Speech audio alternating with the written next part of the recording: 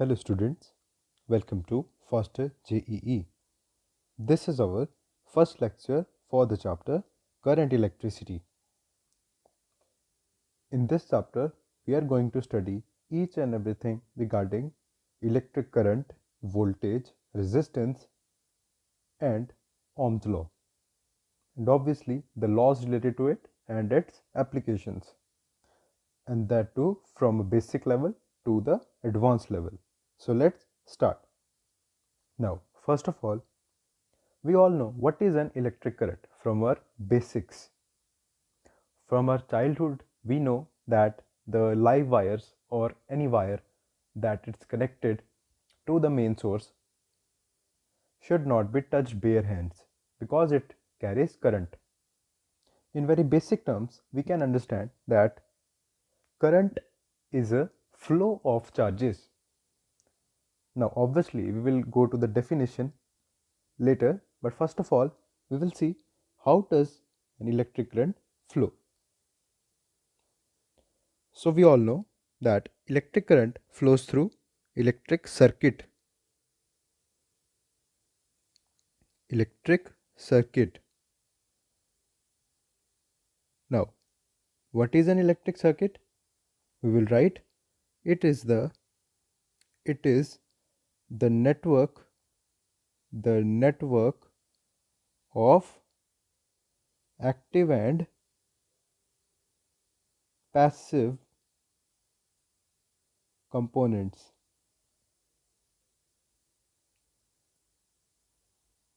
So an electric circuit is the network of active and passive components. Now, what are active and passive components? Let's see. First of all, we'll see what are active components.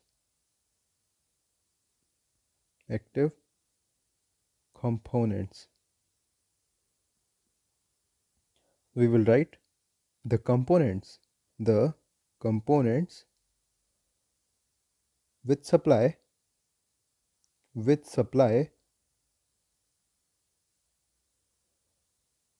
electric energy to the circuit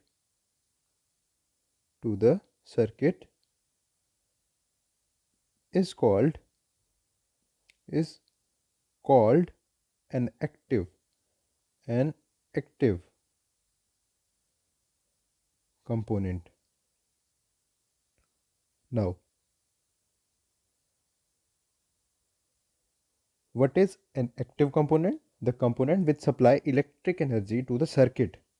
For example, we will write battery, or we can say cell. Now there are many more components, but that's of no use till now. But battery is an important example for active components. On the other hand, what are passive components? Passive components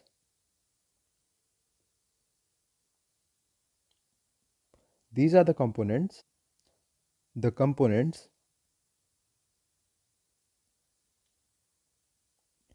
which consumes or stores electric energy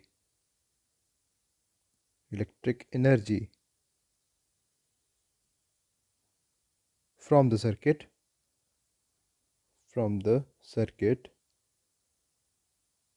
is called passive component.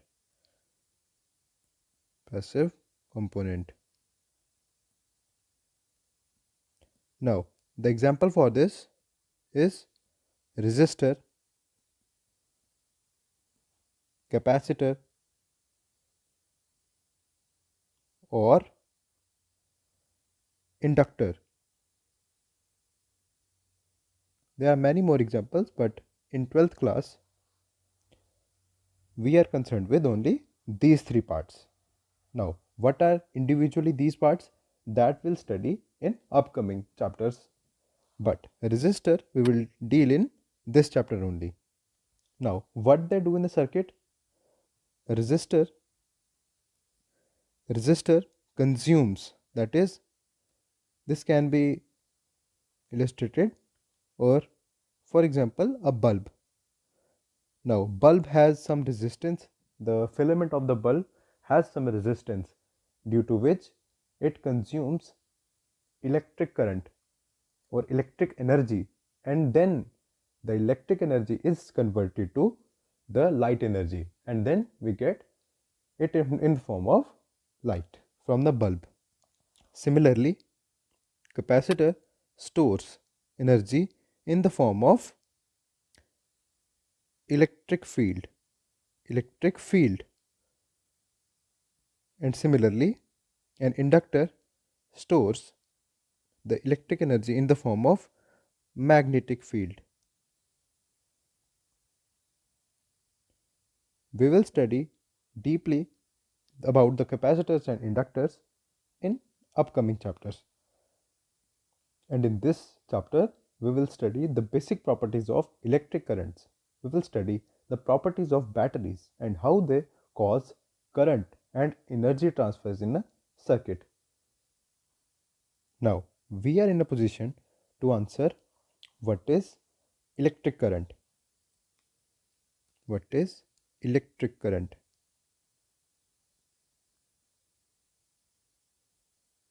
Now, by definition, we will write it is the flow of charge. Regarding its direction, we will say the direction of electric current is in the direction of flow of positive charge. Now, this is important.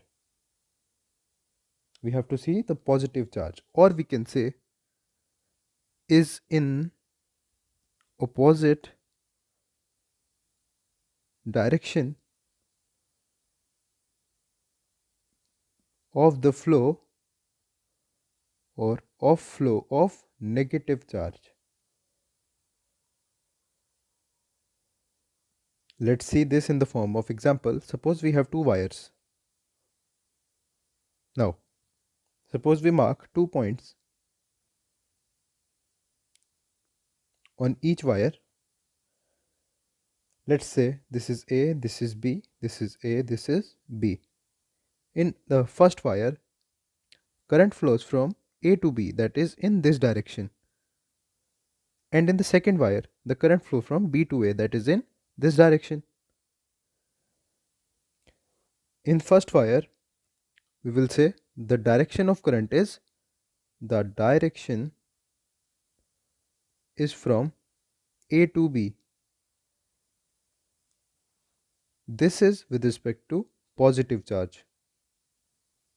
And in the second wire, the direction is from B to A.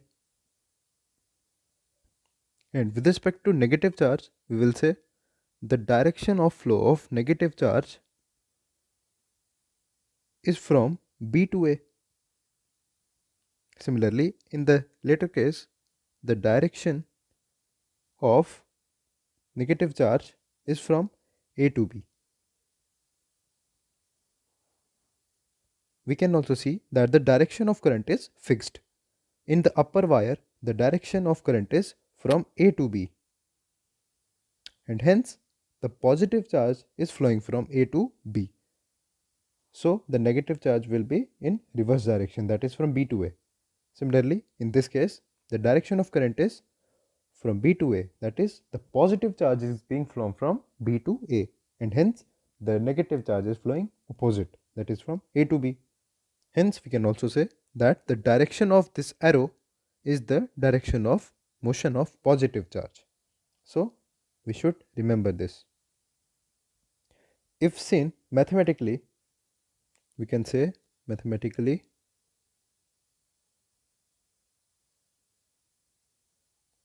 Mathematically, current is the rate of flow of charge. Hence, we can write it as mathematically current I is equal to dq by dt, where dq is the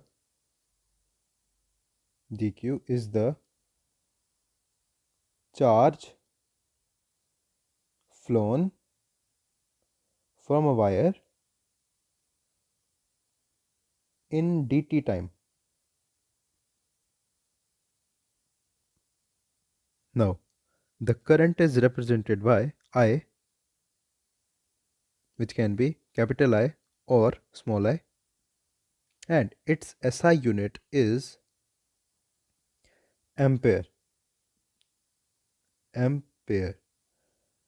Now, by this relation, we can say an 1 ampere is equal to 1 coulomb per second. Hence, an ampere is also a coulomb per second. Now, before coming to the calculations of current, we will just discuss quickly an important point. We have, while defining electric current, we also specified its direction. So, if a quantity has a magnitude as well as a direction, is it always a vector quantity? Now, by direction, it doesn't mean it has direction, but it is confined in a direction. For example, let us suppose we have this wire and we have one more wire like this. Now, in the upper wire, the current can't flow in this direction or in this direction or any other direction than this, but it has to travel in this direction only, or else in the opposite direction. Similarly, in this wire, the current can't flow like this, like this, like this, but it can only travel either in this way or in this way. So that means the direction or the current has some direction. So is it a vector quantity? No, current is a scalar quantity. We can also prove this by saying that if we have two wires connecting, let's say the angle is between them is theta. Suppose a current I1 flows through this wire and I2 current flows through this wire, and we have one more wire. So in this, the current I will be flown. Now I can be experimentally determined, and it will be equal to I1 plus I2, and it is not equal to root over I1 square plus I2 square plus 2I1 I2 cos theta. This is the vector addition. Hence, current is not a vector quantity.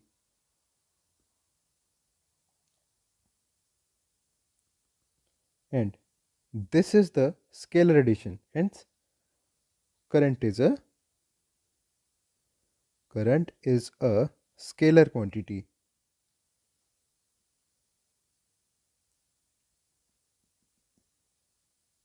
But then why is the direction important? So, in along with scalars and vector quantities, we have one more quantity, that is a tensor quantity. A tensor quantity, this is extra. This is not very important, but the knowledge is always good. So, tensor quantity, it is a quantity which does not obey vector laws, yet direction is important.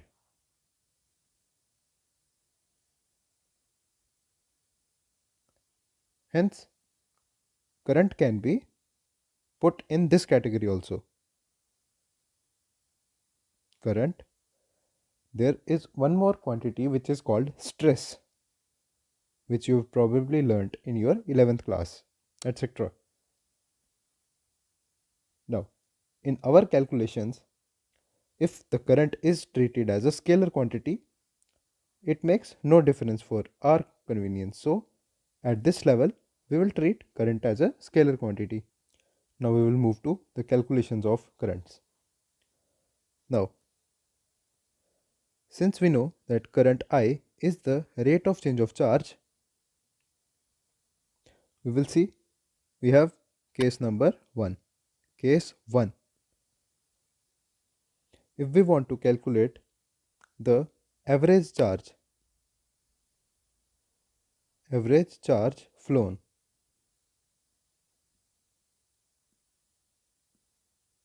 while current is constant,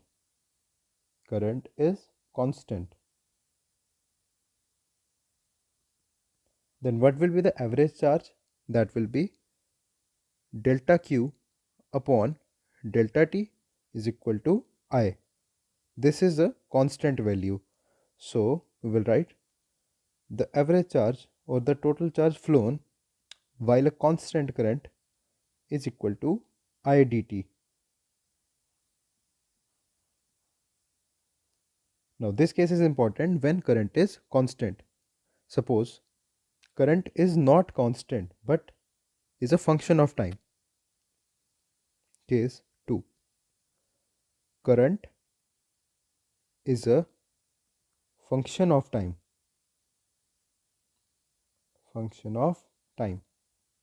That is variable.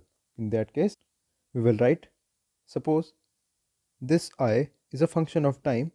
In that case also, instantaneous current or current will be written as dq by dt.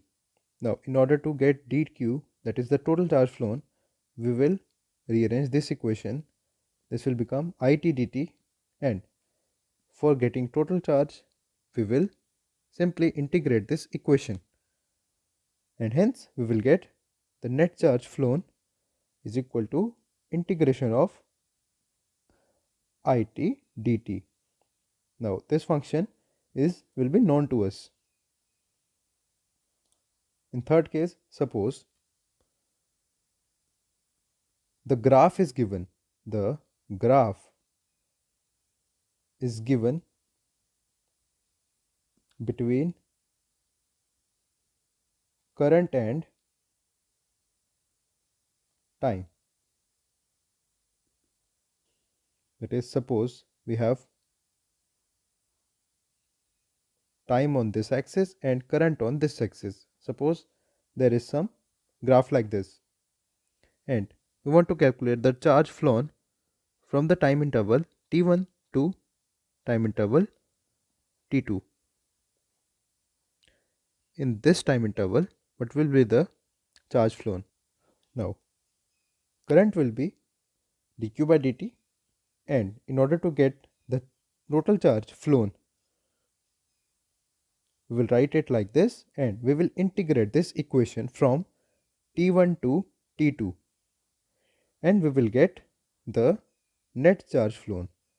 Now, mathematically saying, this equation represents the area under IT diagram. So, if we take this area, then its value will be the net charge flown from T1 to T2. Now, we will see an example. We will take up three cases. Case number 1, 2, and 3. In first case,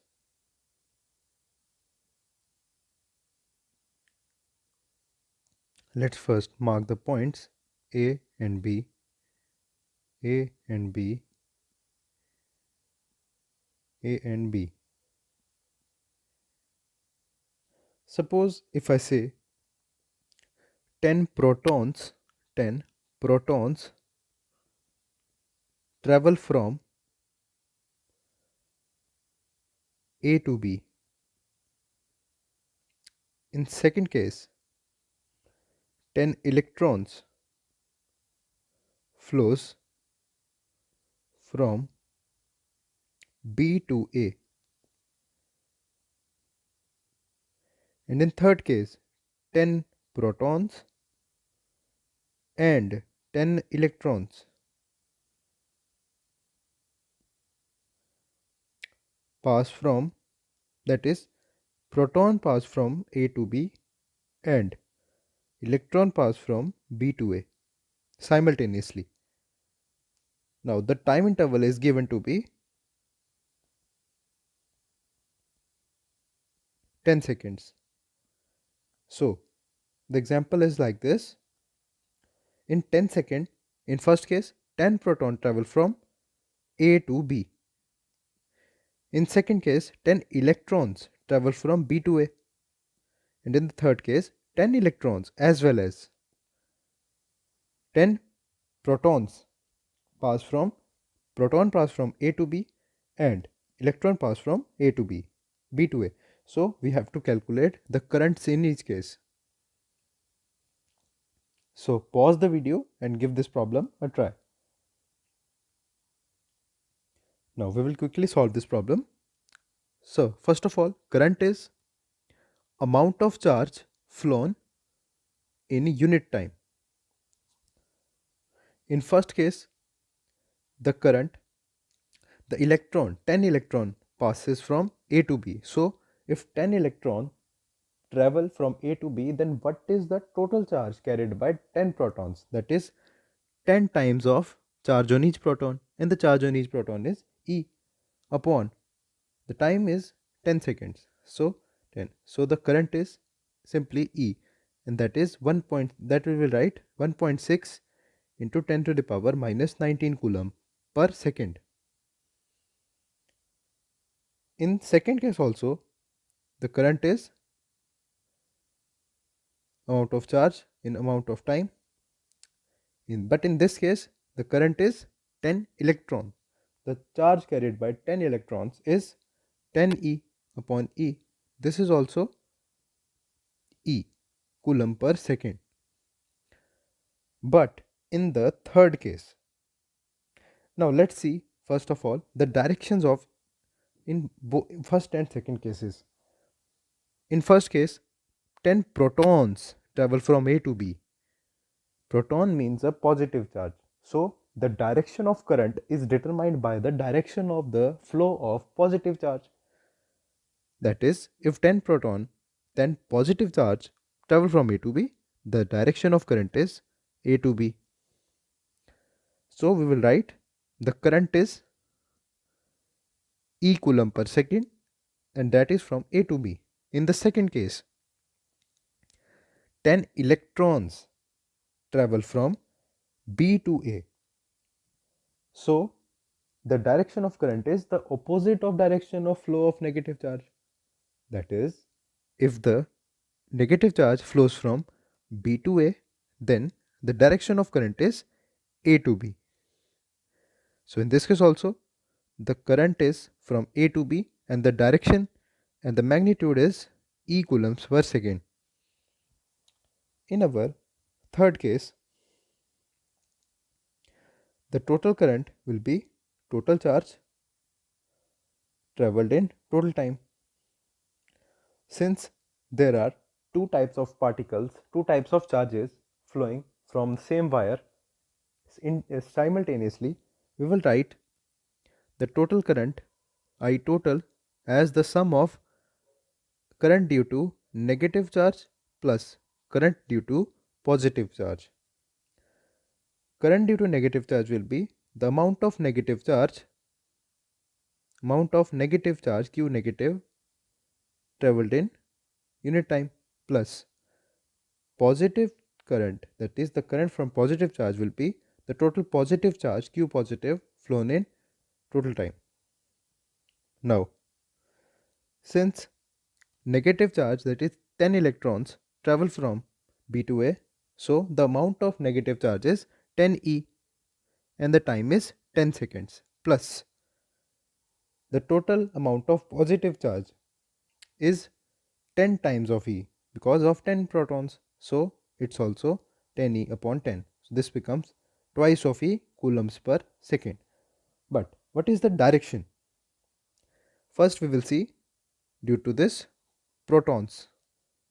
Due to the protons, since the protons are traveling from A to B, protons are traveling from A to B, the direction of current will be from A to B because the positive charge determines the direction. For electrons, since the electrons are traveling from B to A, the direction of current will be opposite to B to A, that is A to B. So the net current will be from A to B. I hope you understood this, but let's consider the fourth case in which we have a wire, we have 2 points A and B. We are given that 10 protons travel from A to B and 10 electrons travel from A to B. What will be the net current and the direction of current in this case? So, first of all, let's see the directions of current. With respect to the protons, since the protons have positive charge, positive charge is flowing from A to B, so the direction of current is from A to B. But with respect to electrons, the electrons are negatively charged, so the direction of current is opposite to the direction of flow of electrons.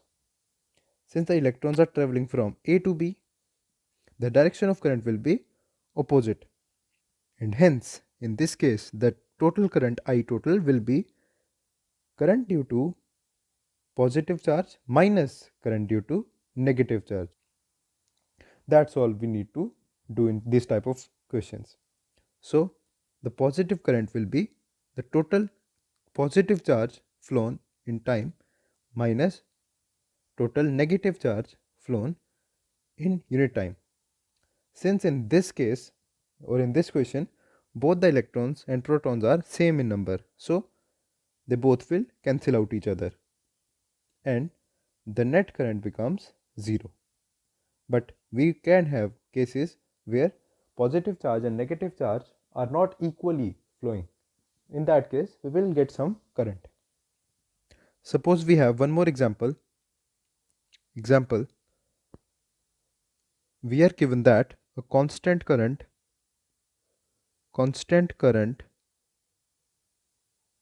of 4 ampere passes through a wire for 8 seconds. We have to find the total number of electrons passing or passed through the wire.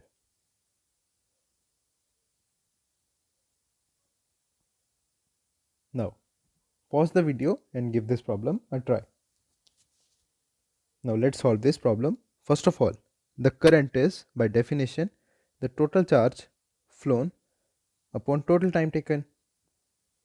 Since we have to compute the charge, we will write this equation as dq or delta q is equal to I dt.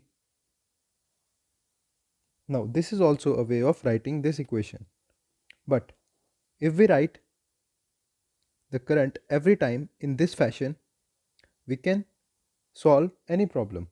But if we write in this fashion, we can solve only the problem having constant currents.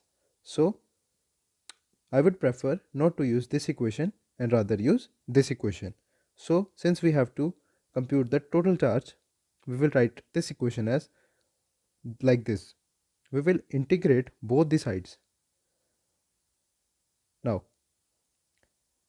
we have to find the total charge. So the total charge Q net will be, since I is constant, this will come out of integration and this will become I integral dt, which is equal to I into total time.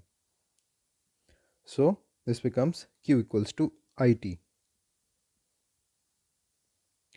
Now a constant current 4 ampere passes through a wire for 8 seconds. Then what will be the charge?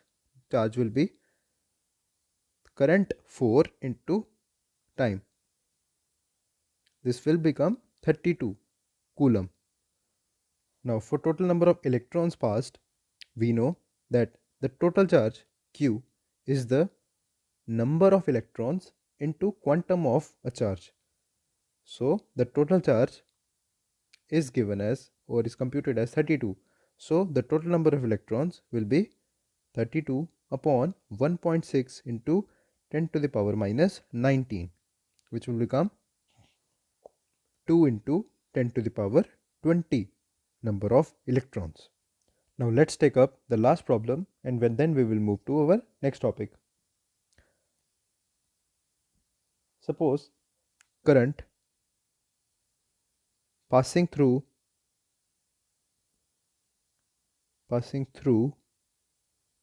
a wire is shown in the graph.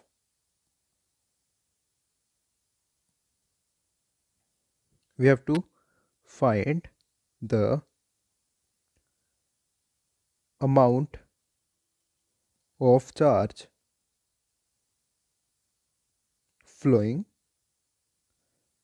through the wire in the given time interval.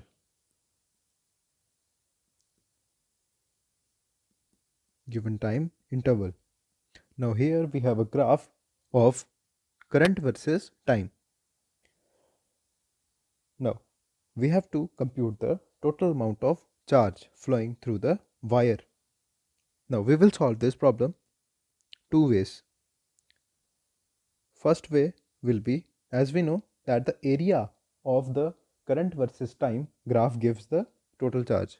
So the area gives total charge.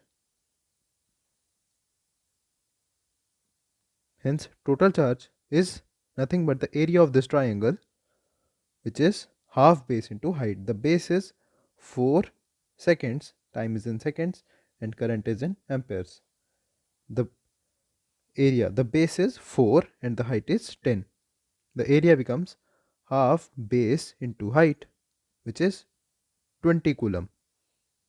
Now this is a good way or a fast way, but many a times not in only in current electricity, in every problem or in every chapter of physics, we will be given that the current varies linearly or at a constant rate. So we could have sometimes graph is not given, but it's written that current or any physical quantity varies linearly or at a constant rate.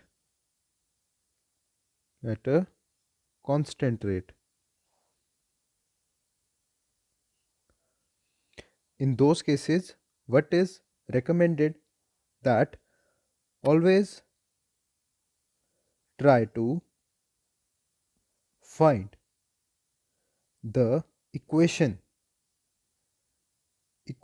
of the line.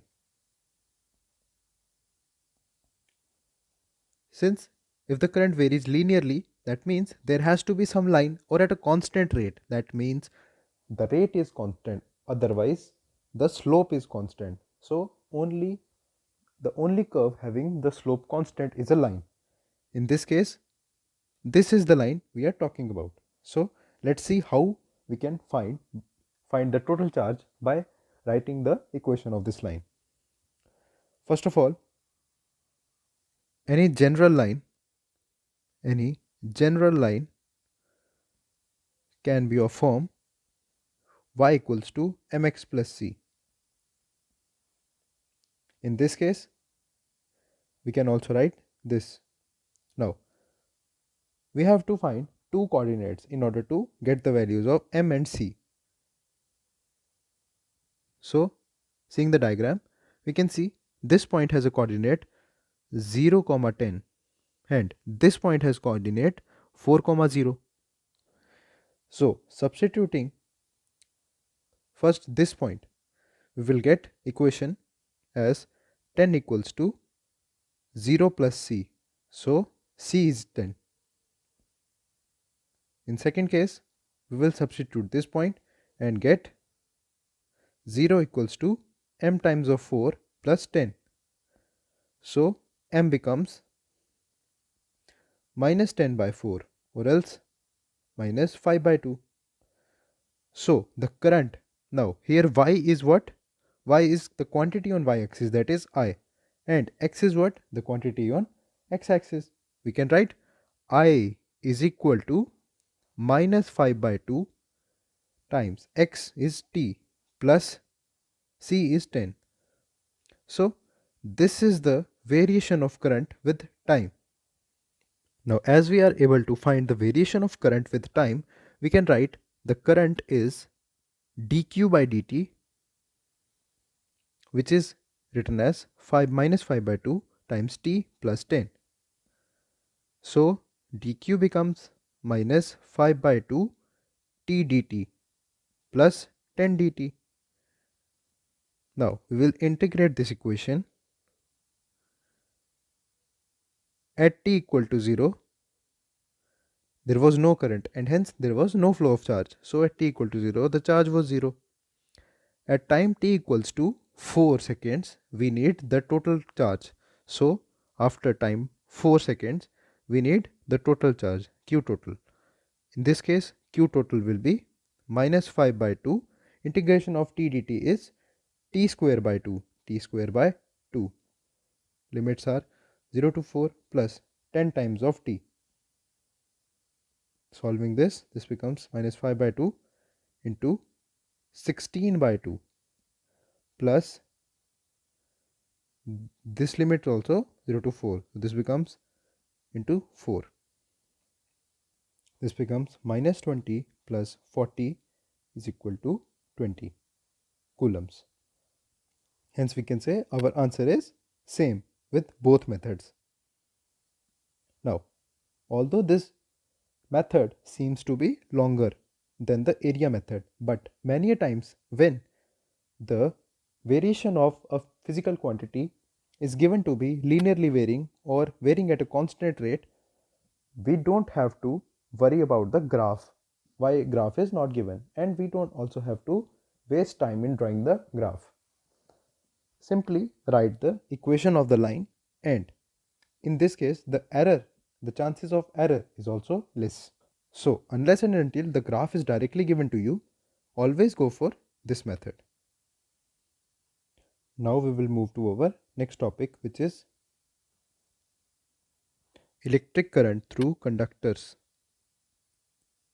Electric current through conductors. Through conductors. We will see point-wise. Now, at room temperature, the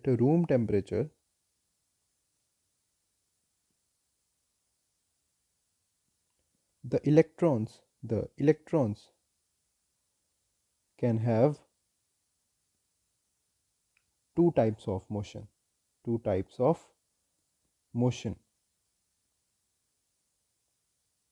First is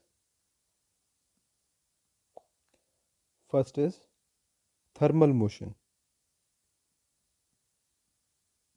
Thermal motion. This is also called random motion. Random motion. And the second one is B. This is drift motion. Drift motion.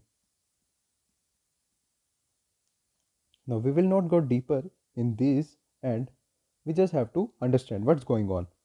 At room temperature, electrons have some kinetic energy because of the thermal motion. So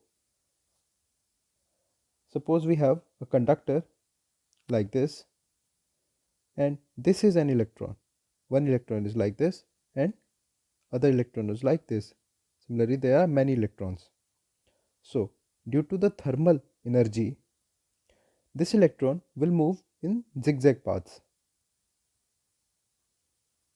Similarly, this electron will also move in zigzag paths, and hence many electrons, all the electrons will have some motion randomly aligned. That's why this is called random motion.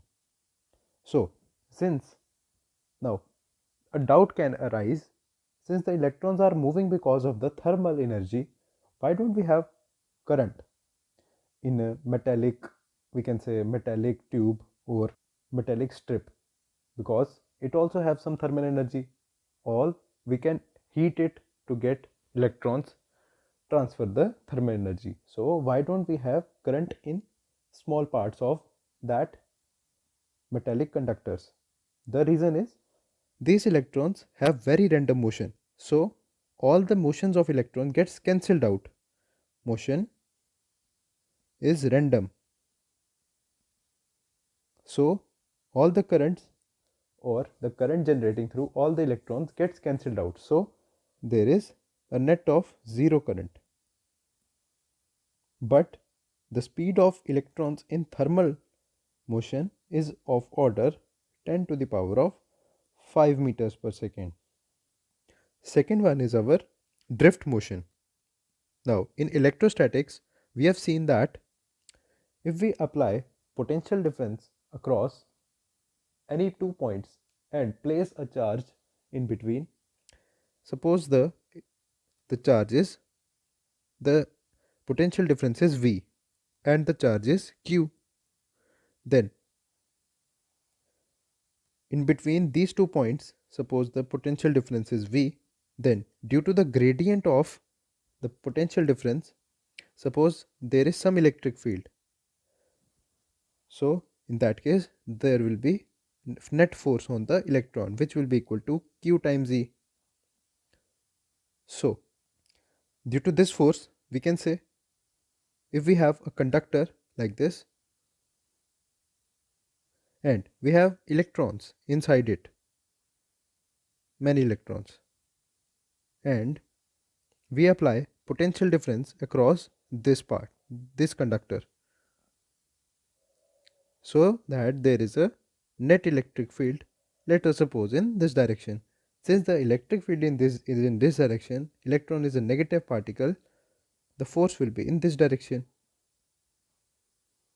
Now there are many electrons. We have shown only 3 because of the space constraints, but there are numerous particles inside this conductor surrounding each of these electrons and also these electrons. So all of these electrons experience equal force, which is equal to Q times of E in this direction. So due to this and due to the large number of atoms present inside the conductor, there will be huge number of collisions between the electrons which resist the flow of charges. This is also termed as resistance. We will discuss resistance in deep in our next topic, but the point here is due to large number of particles present in a conductor, there are huge number of collisions, and due to the collisions, the kinetic energy of electrons goes on decreasing. So we can't expect the collisions or the electrons to keep on increasing their velocity. That is, due to the large number of collisions, the velocity of electrons is limited to a particular velocity, which is termed as drift velocity. Drift velocity. We will write due to the collisions inside the conductor,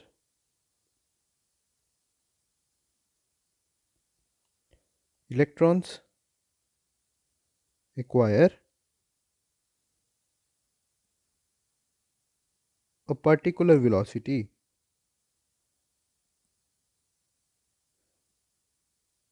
called drift velocity.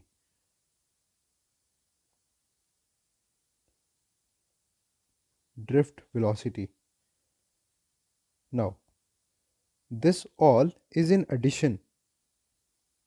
This all is in addition to the random motion of electrons. Random motion of electrons.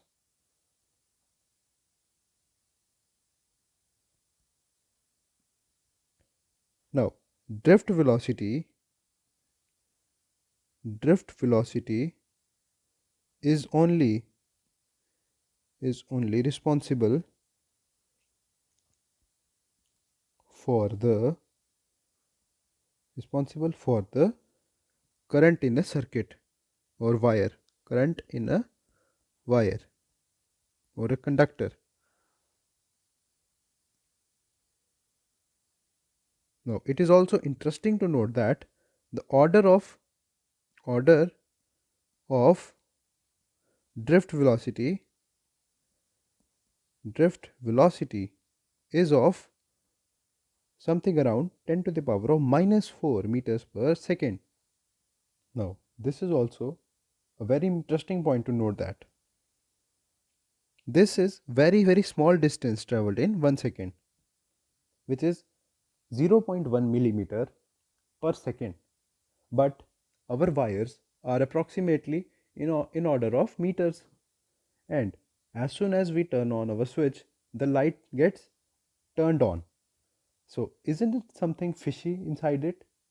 Like, if the drift velocity, or we can say the velocity with which the electrons travel inside a conductor is very low, then it should take some second, let's say 20 to 50 seconds, to turn on a particular bulb as soon as we turn on the switch, but it turn on immediately. Why is that so? So the answer is in the definition only. Drift velocity, we can write, or we can see, due to the collisions inside the conductor. So the first thing we need to realize that it's not like as soon as we turn off our switch, the electron from the switch get transferred to the bulb and then it glows up. This is a misconception. The correct explanation to this is the electron remains at almost at the same place, but it vibrates and transfer all of its kinetic energy due to vibration to the next electron, and then the next electron will transfer to the next of it. Similarly, this collision or the number of collisions results in the transfer of electric energy, and hence this is the reason for when we turn on the switch, the bulb gets light up immediately, because the collision and the energy transfer due to collision is a very fast process. Now this completes our drift velocity concept. So this is our first point. Coming to the second point, we can write the net current due to random motion, random motion or thermal motion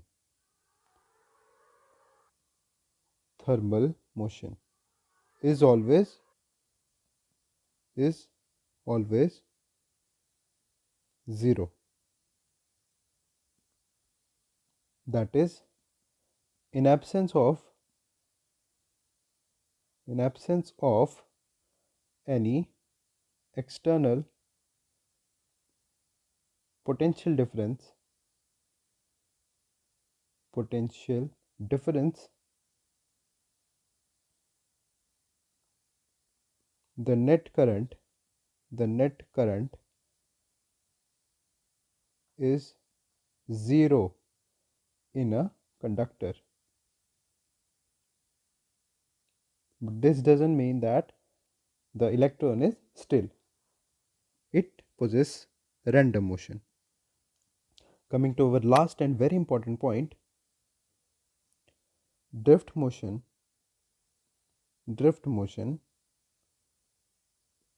of free electrons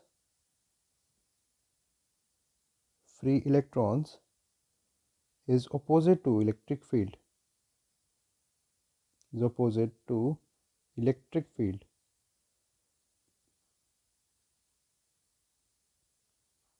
hence direction of current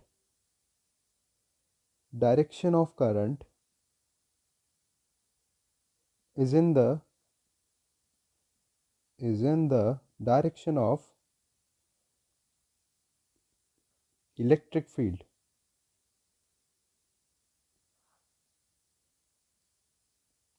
And we have learned in electrostatics that the direction of electric field is from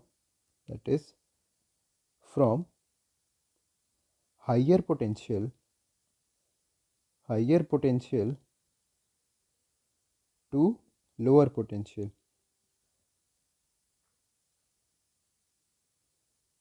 Now let's understand this point. Drift motion of free electrons is opposite to the electric field. Let's go to our diagram. Now, suppose this is point A and this is point B. We have applied electric field from point A to point B. So, can we say that potential at A is higher than potential at B? Yes, because electric field travel from higher potential to lower potential. Since it's traveling from A to B, that means A has to be higher potential. Now, since electric field is from left to right, so all these electrons will experience force from right to left. This means the motion, that is the motion due to the electric field applied, will be opposite to the direction of electric field, that is from B to A. And since in a conductor electrons are moving from B to A, that means the current will be opposite to the direction of negative charges, that is from A to B, which means the direction of current and electric field is same, but the direction of drift motion is in opposite direction. This is very important point to understand. If you still have doubt in this concept, then you can revise electrostatics notes and then watch this video again. Now I have a simple question for you. In previous chapter, electrostatics, we have discussed that electric field inside a conductor is always 0.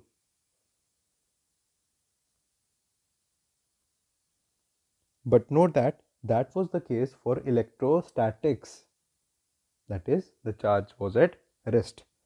So we will write this statement holds true for charges at rest. But in case of current in a conductor, it is possible only because of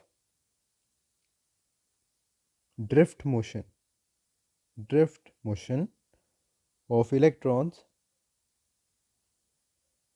which is possible